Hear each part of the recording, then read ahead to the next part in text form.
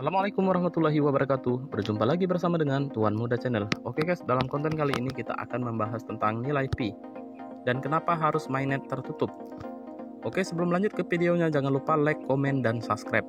Buat teman-teman yang sudah subscribe, saya ucapkan terima kasih. Oke, langsung aja ke pembahasannya. Kita semua cukup tahu bahwa Pi Network adalah proyek blockchain yang benar-benar nyata, bukan scam. Itu sudah cukup.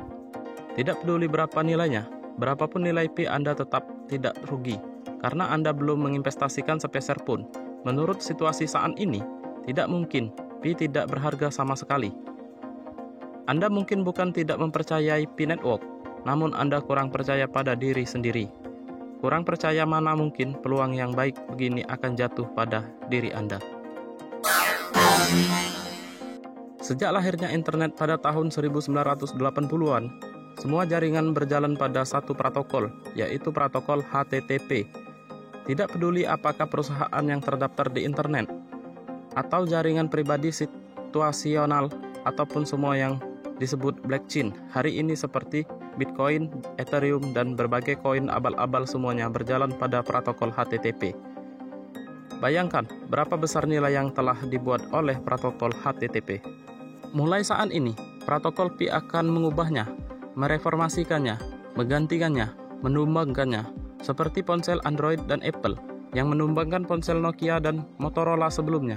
Setiap kali ada yang diganti, direformasi ataupun ditumbangkan, harus digantikan teknologinya.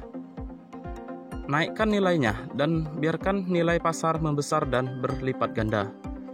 Dan jangan lupa, protokol Pi ataupun ekosistem Pi pada masa depan akan selalu berputar di sekitar koin Pi kita, karena masa depan adalah era Pi.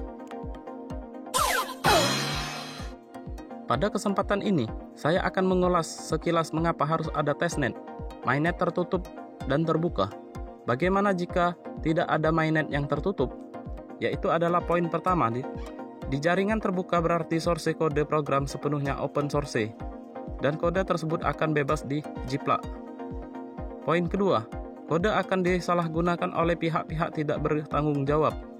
Poin ketiga, ekosistem Pi Network akan gagal karena komunitas tidak berhasil dibentuk terlebih dahulu. Apa itu testnet?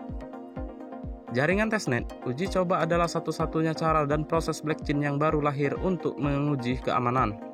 Stabilitas hanya ketika jaringan testnet sudah aman dan andai ia akan masuk jaringan utama mainnet.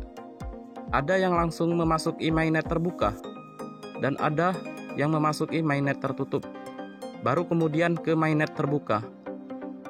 Tergantung pada pilihan tim, pengembangan dan kemajuan sistem. Apa itu mainnet tertutup?